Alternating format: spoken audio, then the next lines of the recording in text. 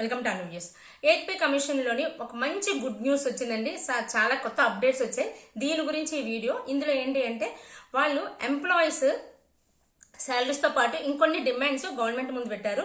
ఎటువంటి demands government ముందు పెట్టారు, అవి ఎంతవరకు గవర్నమెంట్ అంగీకరించే ఛాన్సెస్ ఉన్నాయి. సో ఇవన్నీ కలిపి ఈ వీడియోలో చెప్తాను.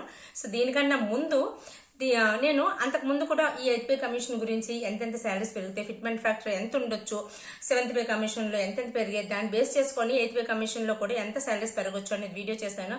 దానికి బ్రహ్మాండమైన రెస్పాన్స్ వచ్చింది. నిజంగా thank you so much.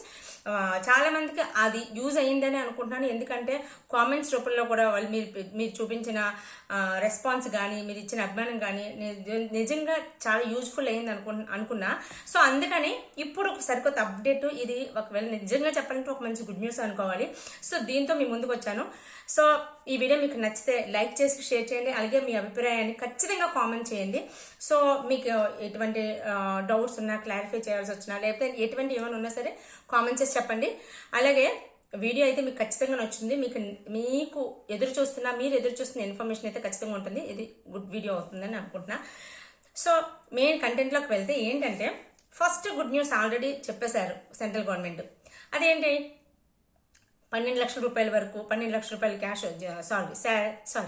Salary వచ్చే వాళ్ళకి నో ట్యాక్స్ అని చెప్పి, ట్యాక్స్ ఏం కట్టక్కర్లేదు, మనకు కంప్లీట్గా శాలరీ మిగులుతుంది. దానిపైన 75,000 రూపాయల వరకు ఎటువంటి పన్నులు విధించరాదు అని చెప్పారు. అది మనందరికీ తెలిసిందే, ఆల్రెడీ మీకు తెలిసిందే. కాకపోతే గుడ్ న్యూస్తో స్టార్ట్ చేస్తే ఇంకా బాగుంటుంది కదా అని అలా చెప్పా.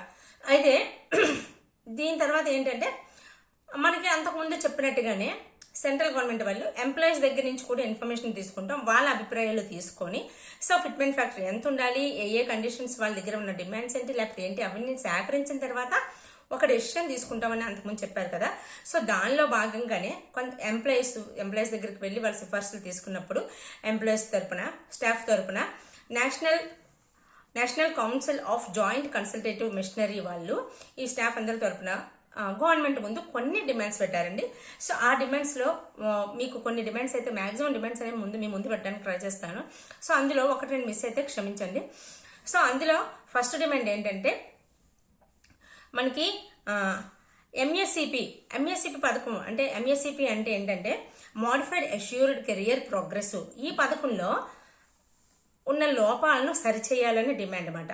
ఎందుకంటే ఈ పథకం ప్రకారం చూస్తే యాక్చువల్గా 10 years, 20 years, 30 years 3 ప్రమోషన్స్ మాత్రమే వస్తాయంట సెంట్రల్ గవర్నమెంట్లో.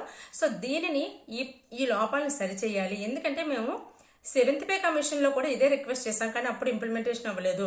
సో ఇప్పటికైనా ఇంప్లిమెంట్ చేసి, అడ్జస్ట్మెంట్ చేసి, ఆ లోపాలను సరిచేసి మాకు ఇప్పుడు 5 ప్రమోషన్స్ వచ్చేటట్టు హామీ ఇవ్వండి అని డిమాండ్ చేస్తున్నారు. సో ఈ డిమాండ్ ఒకటి చాలా చాలా ఇంపార్టెంట్. ఎందుకంటే 5 ప్రమోషన్స్ వస్తే శాలరీ ఒకటే పెరగడం కాకుండా, శాలరీతో పాటు ప్రమోషన్స్ పెరిగినప్పుడు వాళ్ళ శాలరీ ఇంకా పెరుగుతుంది, వాళ్ళ పదోన్నతి కూడా బాగా పెరుగుతుంది, వాళ్ళ గ్రేడ్స్ కూడా మారుతాయి. కాబట్టి సో ఇది నెక్స్ట్ డిమాండ్లో ఇది కూడా ఉంది. సో ఇదొకటి. ఇంకొకటి ఏంటంటే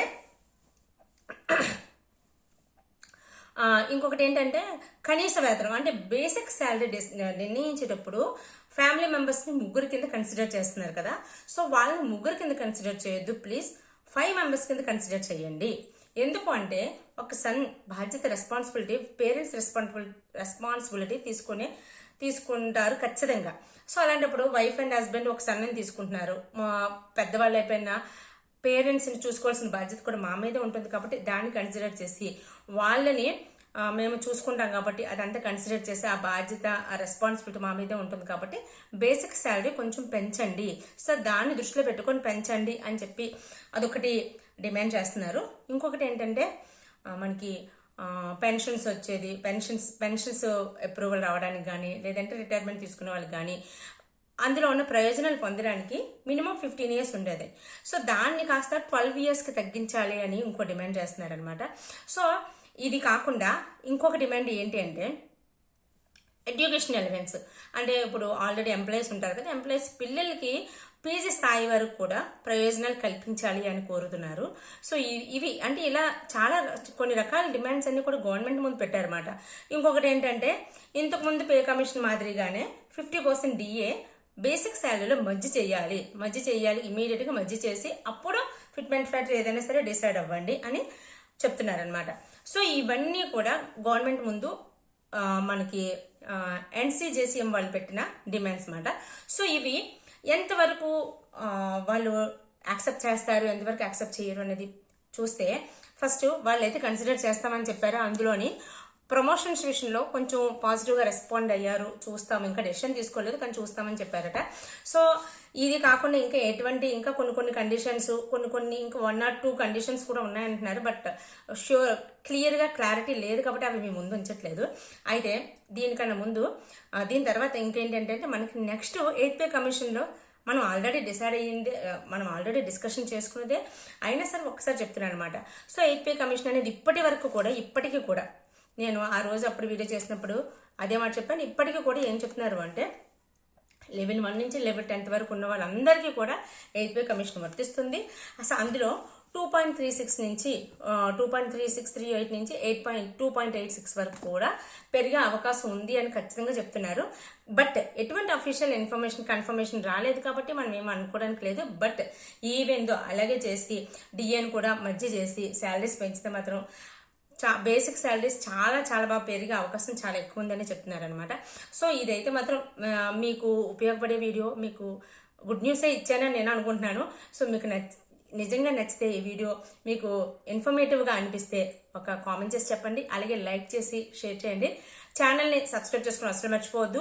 అలాగే ఇంకొంచెం మళ్ళీ ఎందుకంటే ఈ మధ్యకాలంలో 8th పే కమిషన్ గురించి అప్డేట్స్ వస్తూనే ఉన్నాయి. ఇంకొంచెం అప్డేట్స్, ఇంకా మంచి గుడ్ న్యూస్, గవర్నమెంట్ నుంచి ఎటువంటి మూవ్మెంట్ వచ్చినా సరే ఇమీడియట్గా వీడియో మీకు చేసి చెప్తాను. మీకు ఈ వీడియో ఇన్ఫర్మేటివ్గా అనిపిస్తే ఒక లైక్ చేయండి. మీ లైక్ని బట్టి నేను నెక్స్ట్ వీడియో చెయ్యాలా వద్దా అనేది కూడా డిసైడ్ అవుతాను. So until then take care, bye.